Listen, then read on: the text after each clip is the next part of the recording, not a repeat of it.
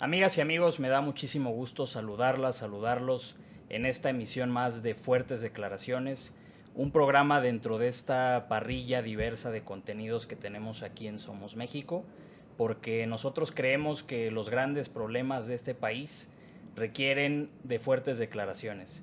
Y en ese sentido me da muchísimo gusto que el día de hoy nos acompaña una persona muy querida por la comunidad de Somos México, muy respetada, que es un intelectual que aquí estamos platicando, que conoce a profundidad los temas relacionados con la teoría política, con la ciencia política, con la actualidad que está viviendo el país. El doctor José Antonio Crespo, muchísimas gracias por aceptar la invitación. Encantado de estar con ustedes. Muchísimas gracias. No olviden que este programa hay que compartirlo, hay que comentar, hay que darle like. Estamos muy pendientes de los comentarios y esto nos ayuda mucho para que se difunda, sobre todo en tiempos donde no hay apertura en los medios de comunicación tradicionales. Tenemos que empezar a generar estos espacios de discusión, porque yo creo firmemente pues que sí es posible que en México exista otra manera de ver las cosas, ¿verdad? Y no tanto lo que nos quiere imponer el gobierno que lamentablemente hoy tenemos. Y hablando sobre estos temas, me gustaría platicar contigo sobre este avance que está teniendo este modelo, este sistema, este gobierno autoritario. Me gustaría empezar con una pregunta que a mí me parece muy importante, que es, o sea, tú ¿cómo defines un régimen autoritario? Y si tú crees que México está en ese momento, o sea, que México ya es un régimen autoritario, o estamos en camino a convertirnos en un régimen autoritario. Mira, autoritarismo o autocracia, ¿no? Para utilizar también el origen de la palabra, autocracia quiere decir que todo el poder está concentrado en una sola persona, contrariamente a democracia donde el poder está disperso. Entonces, los autoritarismos hay de diferentes tipos. Hay unos mucho más rígidos, otros un poco más flexibles, hay unos que no tienen ninguna institucionalidad, como las dictaduras militares, pero hay otros que tienen partidos políticos o un solo partido. De todas maneras es institucional, pero lo esencial del autoritarismo, para distinguirlo de la democracia, es que el poder está concentrado en una persona, en un monarca absoluto, por ejemplo, o en un dictador militar o personal, o en un solo partido político, o un partido de Estado hegemónico, como fue el caso del PRI. Sí, había partidos registrados de oposición, sí, pero el partido gobernante tenía todos los recursos del Estado y en realidad los otros partidos eran como enanitos, ¿no? El PAN muchas veces decía, es que no estamos compitiendo contra el PRI, estamos compitiendo contra el Estado. ¿Sí? El Estado es de este tamaño, el PRI es de este tamaño y el PAN era de este tamaño. Entonces, bueno, si fuera contra el PRI, aunque fuera partido gobernante, pues se puede hablar de democracia. Pero cuando ya es un partido de Estado, ya no es democracia. ¿Por qué? Porque se elimina completamente la dispersión del poder y la equidad en la competencia. Entonces, cuando tú tienes el poder concentrado en un 80%, del 80 al 100, pues ya es una autocracia, es un autoritarismo. Repito, hay modalidades, pero ya no es democracia. ¿Y eso se traduce en qué? En que quien tiene el poder puede abusar del poder, puede y suele abusar del poder impunemente. Cuando el poder está distribuido, por eso la definición básica, esencial de la democracia, es la división de poderes. Hay muchas otras características, hay otras muchas definiciones más precisas, pero cuando hablas de democracia lo primero que se te viene a la mente es división de poderes. O sea, el poder no está concentrado en una sola persona o institución u órgano, sino que está dividido por partes más o menos iguales, puede haber alguna diferencia, y ellos se contrapesan y se vigilan a sí mismos. Y eso en lo que se traduce en principio, si funciona bien, es que nadie que tenga poder, así sea el 40%, el 35% de poder, puede abusar de él impunemente. Se va a encontrar con contrapesos, con vigilantes. División de poderes. Que eso es la división de poderes, y quien abusa de poder o no lo va a poder hacer o si lo hace, va a tener consecuencias negativas para él mismo, que es lo que llamamos rendición de cuentas. Es otro elemento esencial de la democracia. Rendición de cuentas, que es la traducción en español de accountability en inglés, que es eso, es decir, tú abusas del poder y hay consecuencias negativas. Dependiendo de cuál fue tu falta o el tipo de abuso que utilizaste, puede haber una consecuencia negativa administrativa o política, es decir, un partido que eventualmente pierde cuando hay elecciones libres, un partido que abusa del poder en alguna medida, que ejerce mal el poder, pierde las elecciones, ya tiene una consecuencia política, ¿no? O un gobernante que su popularidad baja y eventualmente incluso a lo mejor tiene que renunciar o no se puede reelegir. Ya es una consecuencia política. O administrativa, renuncias al poder. O legal, penal, te vas a la cárcel, dependiendo de la gravedad. Sí, por el abuso del poder. Sí, si es que incurres en algún delito o en algún abuso más grave, entonces la pena no es no más que te quiten, sino que vas a la cárcel. Entonces, en una democracia que funcione, existe la capacidad de que el gobernante en turno, incluso el ejecutivo, que es el que normalmente tiene más poder que los otros dos, un poco más de poder, pero más poder, lo puedes remover del poder, incluso estando en funciones. No tienes que esperar a que acabe. En una democracia que ya funciona, un presidente o un primer ministro que se excede en un mal uso de poder, lo pueden quitar antes de que acabe su mandato. A lo mejor no va a la cárcel porque a lo mejor no incurrió en un delito, pero sí en algún tipo de mal ejercicio del poder, lo quitas. Y lo puedes quitar porque el poder está distribuido. Claro. Si todo el poder está concentrado en él, abusa del poder y ¿quién lo quita? Necesitas un golpe de Estado o una revolución. Pero por vía pacífica institucional, no es posible. No, ni lo quitas, ni lo metes a la cárcel, ni nada. No puede ser nada, es la impunidad. Esos son los autoritarismos. Oye, y con esta explicación que nos has dado muy clara sobre cómo es un modelo autoritario, cómo opera, cómo debilita las instituciones, los contrapesos y la división de poderes, ¿tú crees que México está en ese momento o estamos en el proceso de convertirnos en un régimen autoritario? No, ya estamos. Yo coincido con quienes dicen ya no hay democracia y te voy a explicar por qué. Porque cuando llegó López Obrador en 2018, quienes pensábamos o inferíamos por muchas cosas, ¿no? De su pasado, de su trayectoria, de sus declaraciones, que él iba a atacar la democracia, ahí sí decíamos estamos en camino de un atentado contra la democracia. No estábamos seguros hasta dónde iba a llegar o hasta dónde podía, porque efectivamente había contrapesos. Había el poder legislativo, que no tenía él la mayoría, tenía mayoría absoluta pero no calificada.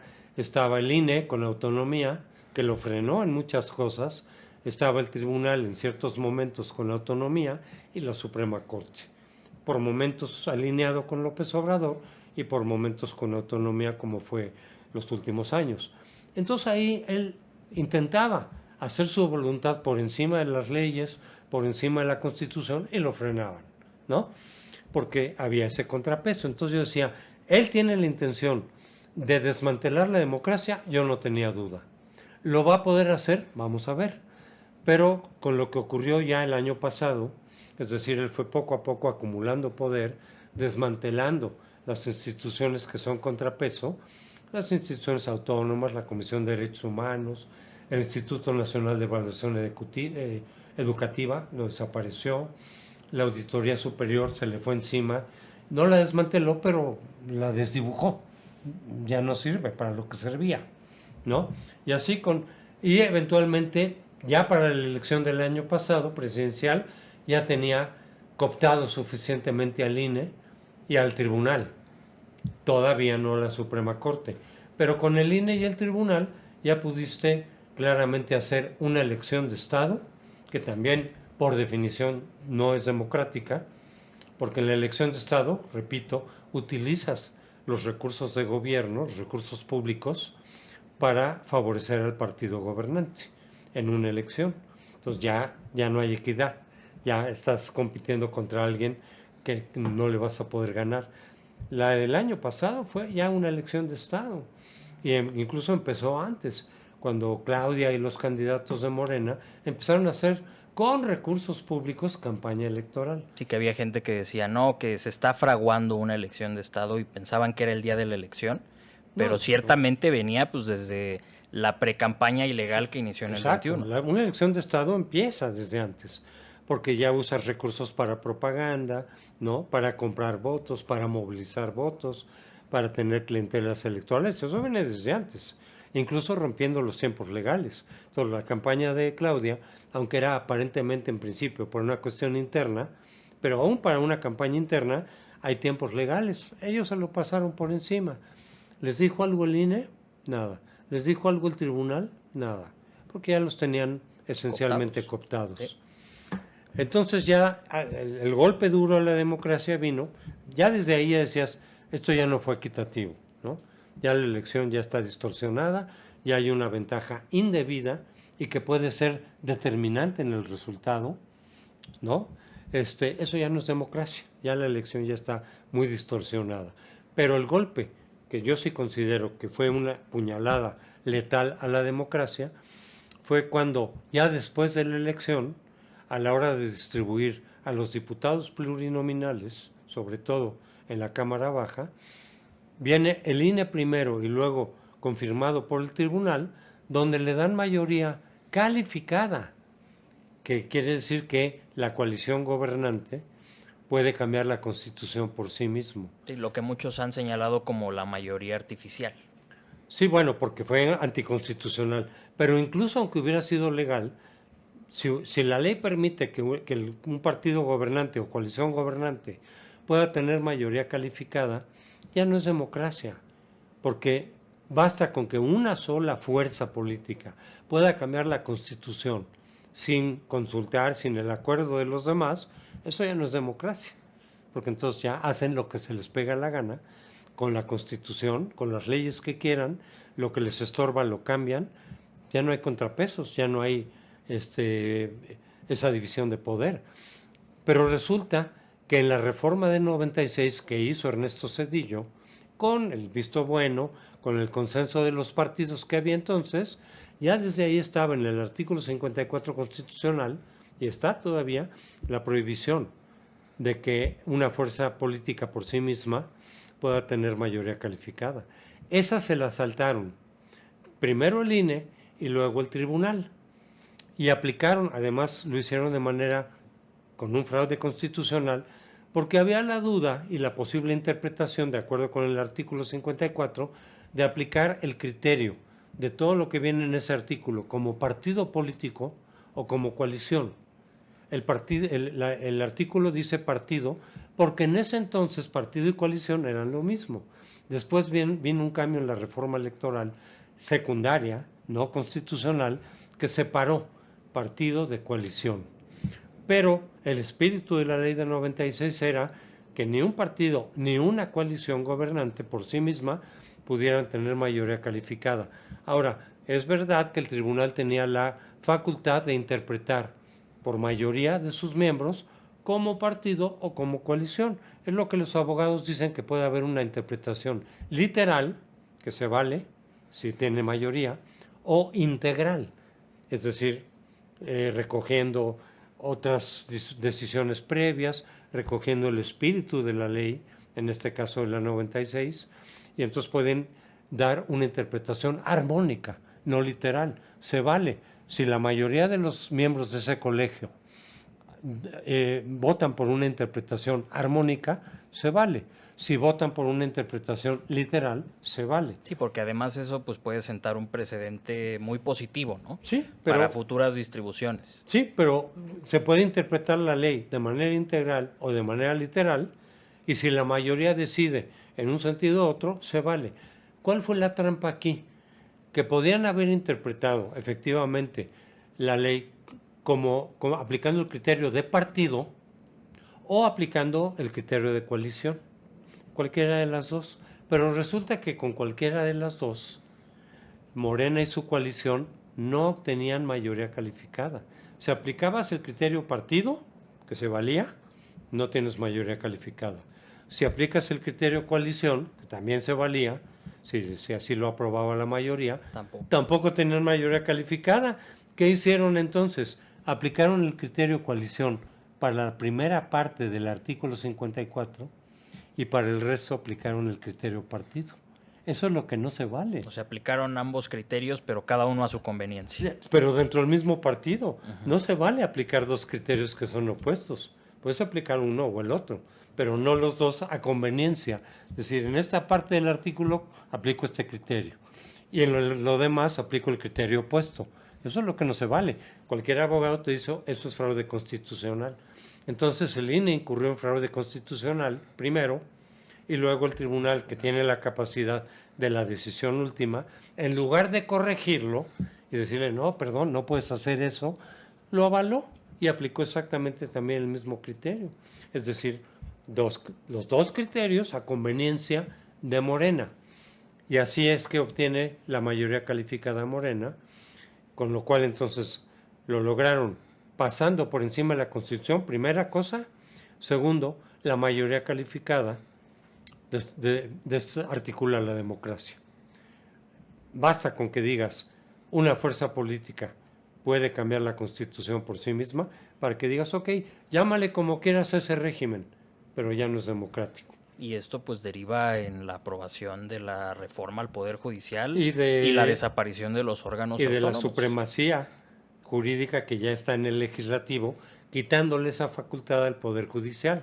Le quitan su facultad de interpretar la Constitución, que para eso es el Poder Judicial y la Suprema Corte, y lo pasan al Poder Legislativo, donde la coalición gobernante tiene mayoría calificada y puede interpretar como quiera la Constitución, al margen de lo que opine la oposición, y puede cambiar como quiera la Constitución, sin negociar nada con la Constitución, con la oposición. Eso no es democracia, por definición. Y yo no quiero sonar alarmista, ni mucho menos, pero creo que son tiempos donde tiene que haber una seria preocupación por lo que está sucediendo en nuestro país. Sobre esto que nos comenta sobre el avance del modelo autoritario, la instauración de un régimen autoritario, mucha gente se puede preguntar qué tan cerca estamos de ser como el modelo de Venezuela. Todavía no estamos idénticos, efectivamente, pero vamos directito para allá. Lo que sí puedo yo decir, sin ningún problema, es que de 2018 a 2024 nos acercamos a Venezuela. O sea, si en 2018 México estaba aquí y Venezuela estaba aquí, entonces no, pues estamos más lejos. Ok, en 2024 estamos aquí. ¿Ya estamos igual que Venezuela? No, pero ya estamos más cerca. En cambio nos alejamos de lo que supuestamente era el objetivo de López Obrador, porque así lo dijo muchas veces durante su campaña, incluso antes de la elección de 2018, que íbamos por el modelo escandinavo.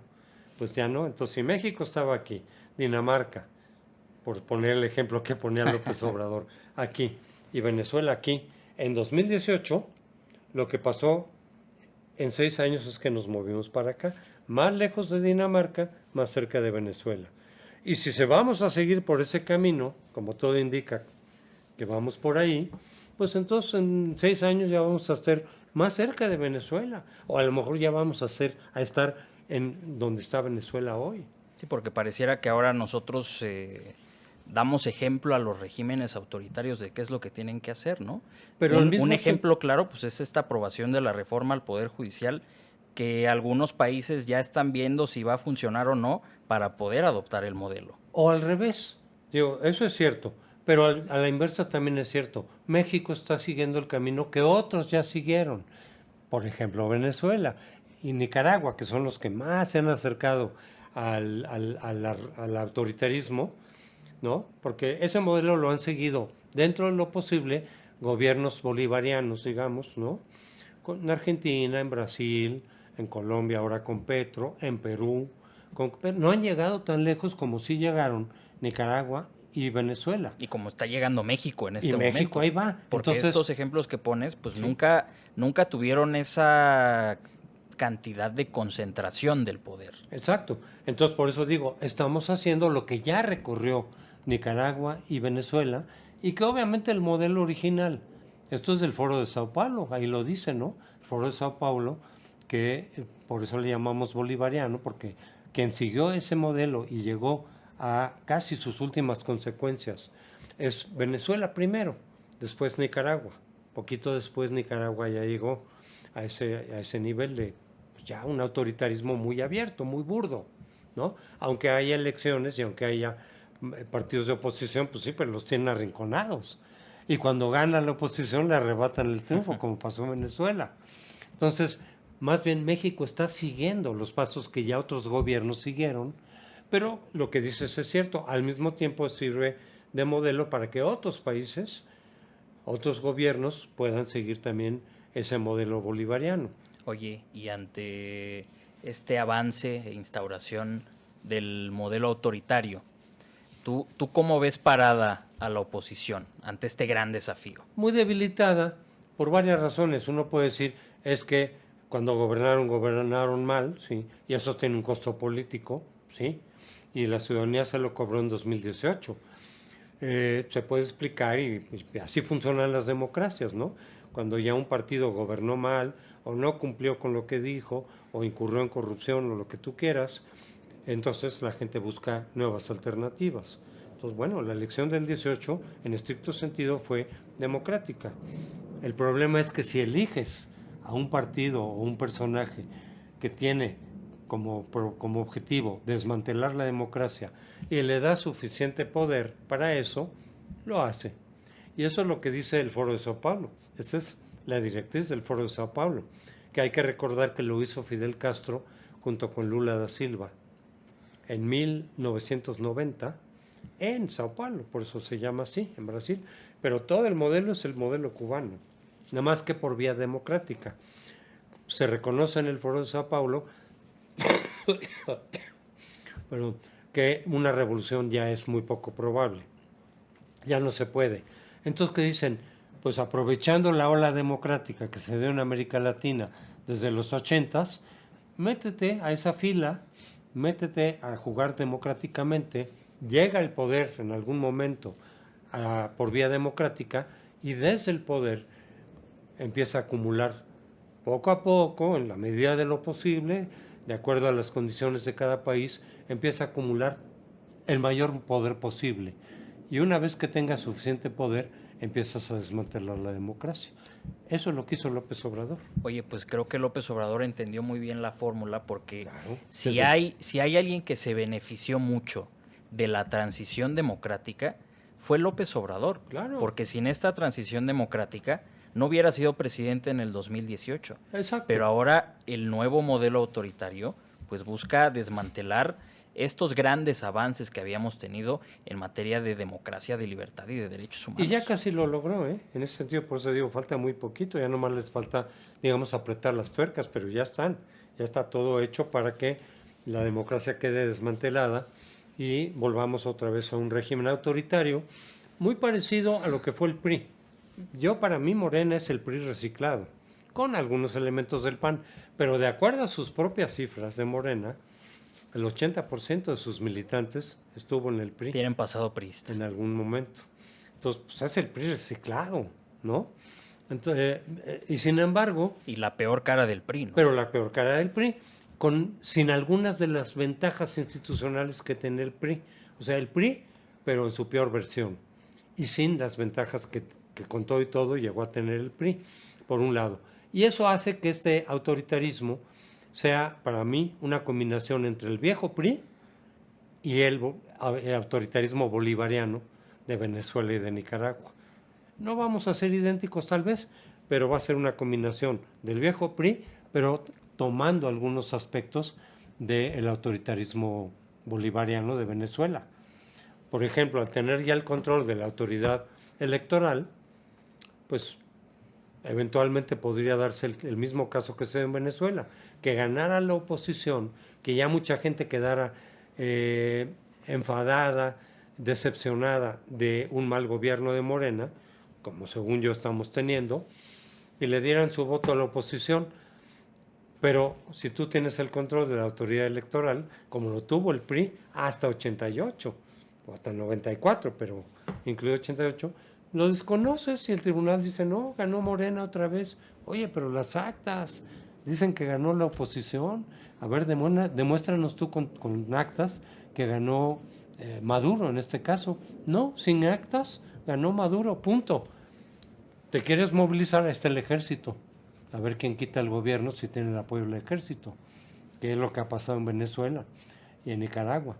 Entonces, si el ejército sigue, como hizo López Obrador también, jalárselo de su lado, ofreciéndole gran cantidad de empresas, instituciones, tareas, funciones que no son del ejército, no corresponden, ¿verdad? que no le corresponden, también queriendo violar la Constitución, no se lo permitió la Corte, pero ahora como ya tienen mayoría calificada, ya lo hicieron.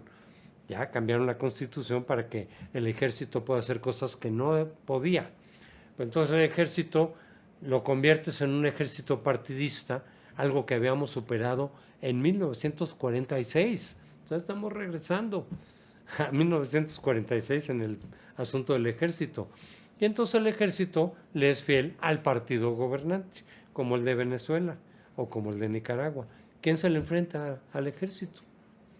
Aunque los ciudadanos, aunque vayamos y votemos mayoritariamente en algún futuro en contra de Morena por la oposición, la autoridad electoral dice, no, ganó Morena. Sí, porque si está cooptada la autoridad electoral y el ejército y los poderes de la Unión, ¿sí? Pues resulta difícil o más bien imposible pues, generar que crezca una propuesta distinta. Y creo que esto abre la puerta para que te pregunte, si tú ante este contexto de deterioro democrático que estamos viviendo en nuestro país, ves que hay una salida institucional o nos queda la resistencia social o qué tenemos que hacer. Mira, un poco lo que pasó con el PRI, es decir, ¿qué decíamos? ¿Cómo se va a caer el PRI? ¿Cómo se va a poder quitar si tienen toda la fuerza, tienen todas las leyes a su favor? El ejército en principio, pues tiene que desgastarse a tal grado el régimen, como se desgastó el del PRI, pero después de mucho tiempo. Aquí no podemos decir que sean 70 años, pero yo creo que sí va a prolongarse más que los próximos 6 años, porque ya teniendo todos los elementos, toda la ley a tu favor, las autoridades electorales, te puedes seguir mucho más tiempo del que en realidad la gente te avale en las urnas. ¿Y qué vas a hacer? ¿Te vas a enfrentar al ejército? Pues no vas a ganar. ¿Cómo se caen esos autoritarismos? Por un desgaste a lo largo de mucho tiempo, si es que caen, porque ahí está Cuba con más de 60 años y no se ve por dónde lo puedan tirar. Ahí está Venezuela con menos tiempo, 25 años. De todas maneras no es poco, ¿verdad? 25 años. Y además, sorprendentemente, con un gran respaldo popular todavía en el caso de Venezuela. Pero ya las elecciones, muy disminuido. Las elecciones ya dijeron que ganó la oposición con 65%. Muy disminuido, pero resulta difícil de creer que haya gente que todavía respalda el modelo. Por las clientelas, por los programas, por aún tienen dinero. Condiciones para repartir. Todavía puedes repartir algo de dinero. Pero incluso aunque una mayoría muy clara ya esté contra el régimen, sí, pero la autoridad electoral desconoce el veredicto de las urnas y dice, no, ganó Morena, háganle, como dicen ellos, ¿no? A ver, contra el ejército, ¿qué vas a poder? Entonces, no, mientras eso pase, no tiras ese régimen autoritario. Tiene que desgastarse a tal grado, por razones económicas, por malas decisiones, por falta de legitimidad, y tiene que llegar a un punto en el que alguno de los gobernantes diga, esto ya no se puede seguir, abro a la democracia. No es el caso de Maduro, no es el caso de los cubanos. Pero sí ha sido el caso, por ejemplo, Fue de Rusia, en Argentina, soviética. Por ejemplo. No, porque en Argentina no han llegado a ese nivel de autoritarismo, siguen funcionando las elecciones, sigue habiendo la alternancia, tan es así que ganó la oposición. Ganó primero, antes, ¿no? Y luego otra vez regresaron los peronistas y luego ahora llega Milei. Ahí no se ha desmantelado a ese grado la democracia. En Venezuela sí y en Nicaragua también. En Chile no, llega a la izquierda, pero puede volver a regresar un partido liberal o más a la derecha. Y en Uruguay pues no se diga. Y en Uruguay no se diga, en Colombia, Paraguay. O sea, ahí no han desmantelado la democracia al grado en que sí se hizo en Venezuela y en Nicaragua. Y ahora ya en México. Y ahora que lo estamos viendo. Aquí ya no va a ser tan fácil por vía de las urnas quitar a Morena. Derrocar al gobierno autoritario. No, tiene que desgastarse, tiene que perder legitimidad y tiene que llegar un gobernante que entienda que eso ya no funciona y voluntariamente desde arriba se abra, como Gorbachev, ¿no? En Unión Soviética él dijo esto ya no da para más. Yo, desde el poder del Partido Comunista gobernante, abro el sistema. Decido abrir el sistema. Y se cae el sistema soviético. Pero porque ya no daba para más. Es una combinación. Tienes que tener un desgaste tal que el régimen ya no da para más, pero además un gobernante que lo entienda y esté dispuesto a abrir. Ese no se ha dado el caso en Venezuela, no se ha dado el caso en Nicaragua, ni en Cuba. Entonces, ¿quién tira esos regímenes? Pues, o por violencia, si se da la situación, ya con un costo muy elevado para el país, o simplemente sigues, y entonces llevas 65 años de Cuba y 25 de Venezuela que se pueden convertir en 50. Mientras siga Maduro, y aunque se muera Maduro, como pasó con Chávez, si Maduro deja a alguien y sigue ahí el apoyo del ejército, pues se pueden claro, seguir. porque el modelo ya lo tienen, ya no es tan relevante quién lo encabeza, ¿no? Exactamente. Ya es una construcción institucional de un modelo autoritario. Como fue en Cuba, como ha sido en Venezuela, como fue en el régimen priista, y se va a dar en Nicaragua en su momento, ¿no? Si siguen con ese poder, con ese autoritarismo, podrá morir por la razón que tú quieras Daniel Ortega, y simplemente pues se queda su esposa, por ejemplo, ¿no? La esposa ya está ahí como vicepresidenta. Entonces, ¿cómo se tiran esos regímenes autoritarios? Se tienen que caer. Una de dos, o se dan las condiciones para una reacción violenta, revolucionaria, que no es nada sencillo y que obviamente es muy costoso, o tienes que esperar a que del propio régimen se caiga. Pero eso puede llevar mucho tiempo.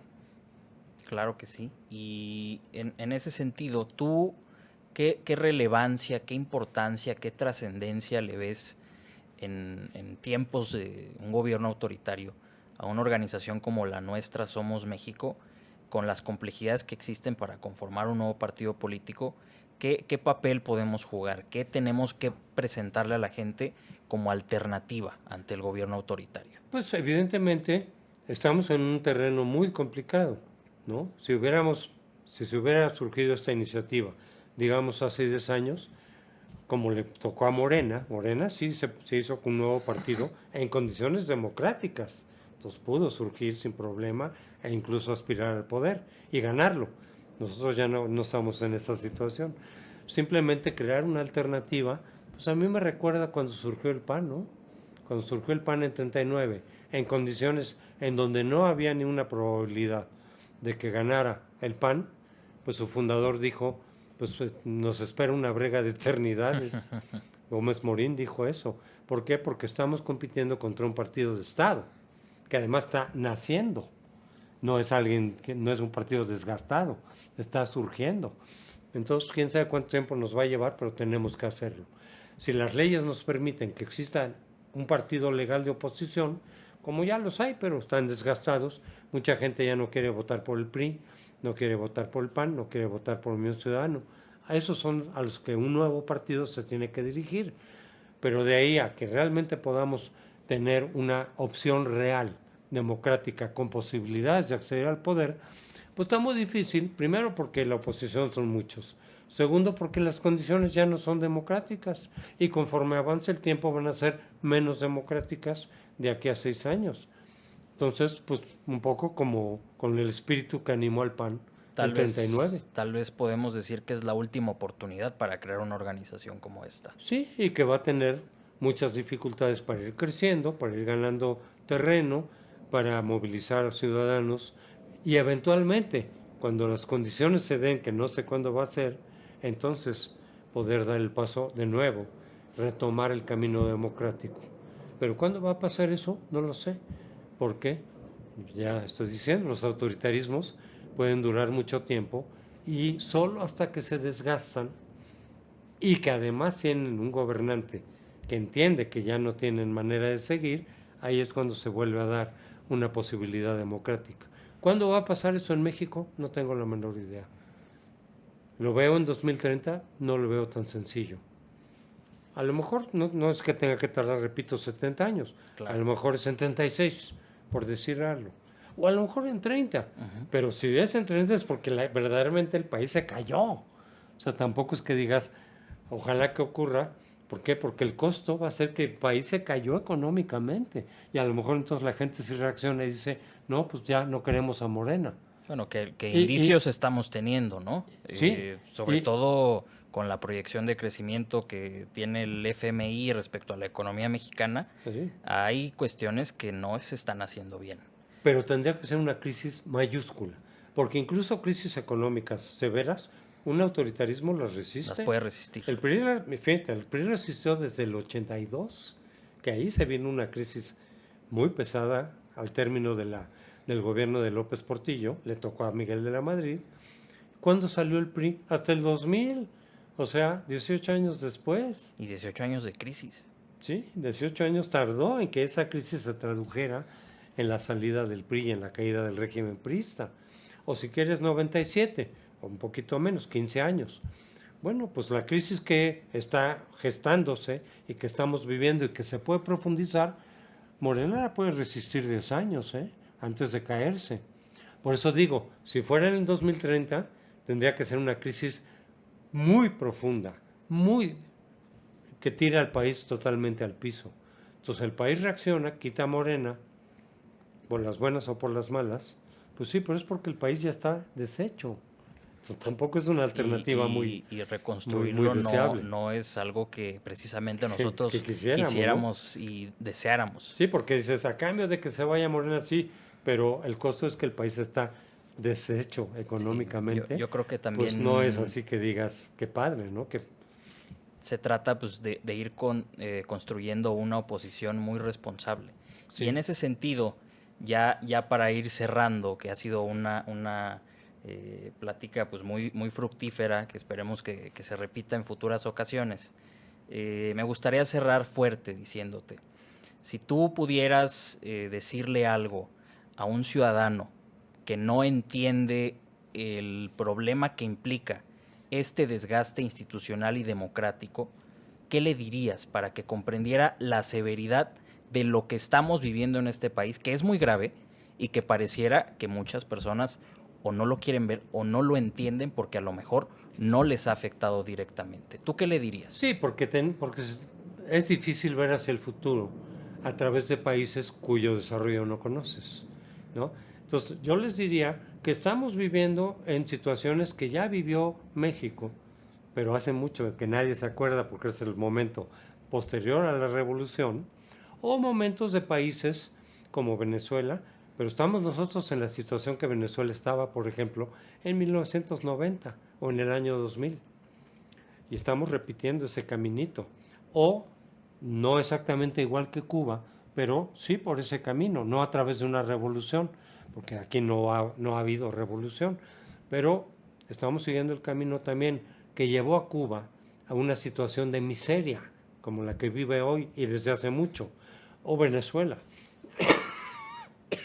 Perdón, Venezuela era el país latinoamericano mejor antes de Hugo Chávez, por el petróleo, ¿no? No era un país nórdico, pero era uno de los países latinoamericanos mejores ubicados, mejores posicionados. Muy Y ahorita avanzado en está términos de Latinoamérica. casi al nivel de Haití y de Nicaragua. Está en el piso. Con Y todo se, y el petróleo. Sí, porque la economía se fue desgastando por malas decisiones económicas como las que estamos teniendo en México. Pero la repercusión económica no la hemos visto todavía, tarda un poco más. Entonces la gente te puede creer o no.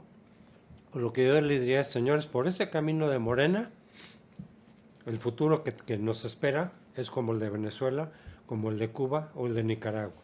Eso quieren, sigan votando por Morena.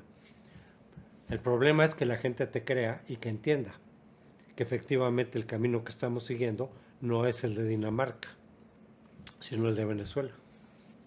Muy bien, pues te agradezco muchísimo, José Antonio. Ha sido una plática muy enriquecedora. Creo que son temas que tenemos que seguir conversando y dialogando para llegar a la gente que queremos que entienda los riesgos que estamos viviendo en este momento como país. Vamos a despedirnos por esta ocasión. Ahora sí que podríamos quedarnos aquí platicando más tiempo, pero tenemos un límite. Creo que nos da para que hagamos otro programa próximamente. Nos daría muchísimo gusto que nos acompañes. Por supuesto. No olviden compartir este programa, darle like, comentar. Estamos generando contenido todos los días aquí en Somos México. Esto fue Fuertes Declaraciones. Nos vemos a la próxima.